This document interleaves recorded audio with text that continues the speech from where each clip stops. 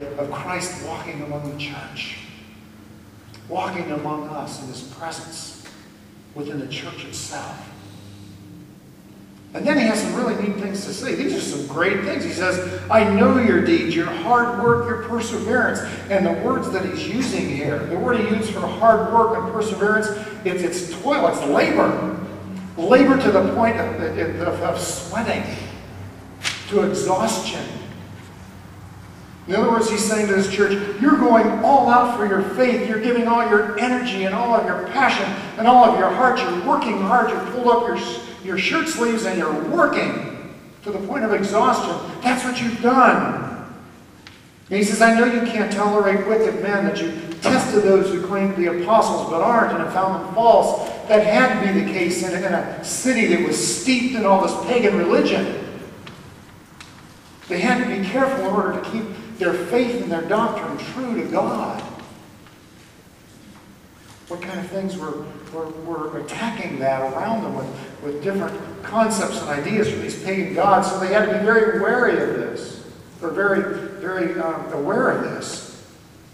And so they were.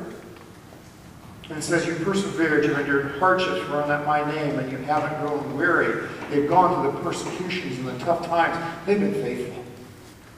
I think what He says to this church, any church would be proud to hear. What great words for any church. And yet He doesn't stop there, because He goes on and He says, yet this I hold against you. You've forgotten your first love. You've forsaken your first love. And I think that forsaking of that first love that Christ is talking about didn't happen in just an instant. Through a process of time. And I think what He's talking about here applies to the church itself. I mean, their love for God was so great, so strong, so powerful, that people were coming into their fellowship all the time. They were preaching great sermons. Their prayers were in depth to God from their very hearts. They were doing tremendous things in the community, expressing God's power and God's presence.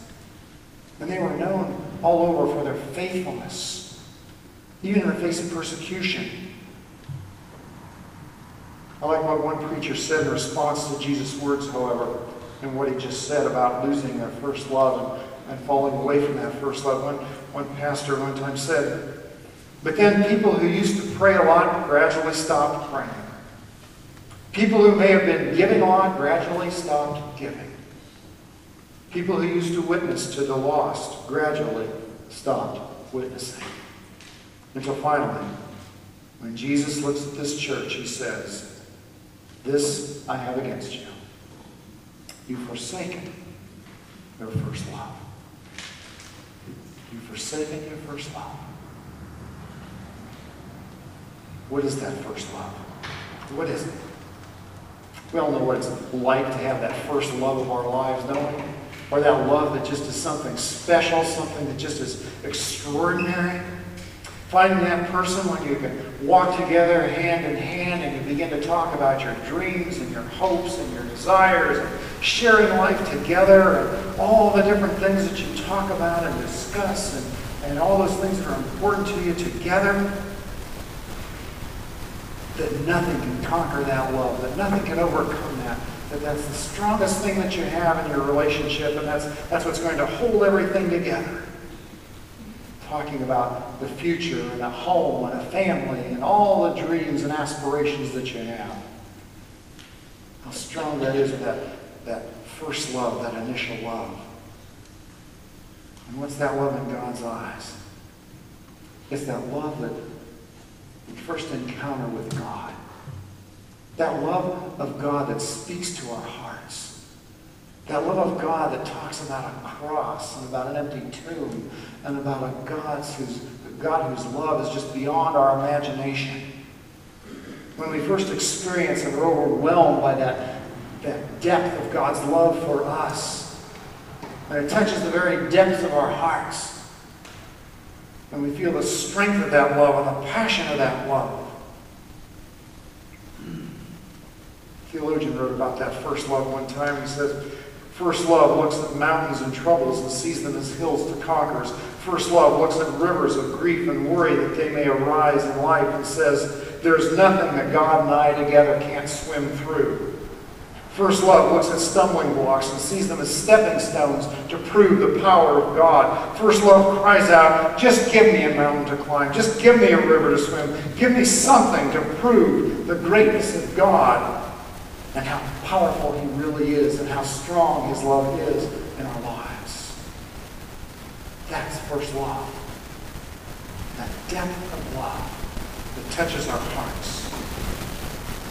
But we have to keep in mind that love can be vulnerable. It needs protected. It needs reinforced. It needs to be enhanced and worked on. Because you see, real love rolls up its shirt sleeves, goes to work. And to maintain that love, and to maintain that relationship. It takes effort to do that. So how can we lose something like that? How can we forsake something like that that's so precious and so wonderful? We think we take care of it, we wouldn't take any chance of losing it. But we can if we're not careful. And sometimes we can be like Samson, and all of a sudden it's gone, we don't even realize it. We don't even understand it. You know, one of the things in premarital counseling, I give an inventory to couples. There's one question that I always like to see the response. And one of the questions is, do you think the romance will fade in your relationship after you're married? And there's one thing I've learned about that question, at least from my it depends on which side of the fence you're looking at that question. The fence being either pre-marriage or post-marriage. Pre-marriage, couples. I mean, that love's going to stay. I mean, that's going to last. It's going to be like it is. You can overcome anything and everything that comes your way. What do you mean it's not going to fade? How could something like this ever fade in our relationship? How could that happen? My gosh, we talk together, we walk together, we have all these dreams and all these hopes and all these aspirations for life itself. We talk about families and what we dream of. How could that end? It just grows and it gets better and better all the time. And then there's the other side of that fence. Then there's marriage. But along with that, there comes the responsibility of jobs. And there's bills to be paid. There's appointments that we have to keep. There's stresses that we need to deal with in life, whether at home or at work. There's differences of opinions and issues within the family and in friendships and community. And there's all these little things that begin to chip away and begin to replace some of that romantic part of that relationship. Because you see, it needs to be maintained. It needs to be worked on. You need to focus on that. Because if we don't, someday, and it's usually maybe when the kids leave or later on in life sometime, you're sitting there together at the table and you're wondering, who are we? Who are we? You see, it's a process of life that we need to be aware of, and we need to maintain that to keep it strong. And the same is true in our relationship with God through Christ. To maintain that healthy and strong relationship that we have with Him, because if we don't, we may forsake that first love. We may forsake that first love. But how do we do that? How do we find that love that's lost? Well, in Revelation, Jesus goes on because He gives us a solution to that. He gives us an answer. It's very direct. It's simple. He says, here's what you need to do. First of all, remember the height from which you've fallen. Remember the height from which you've fallen. I lose things. Keys, glasses, stuff like that.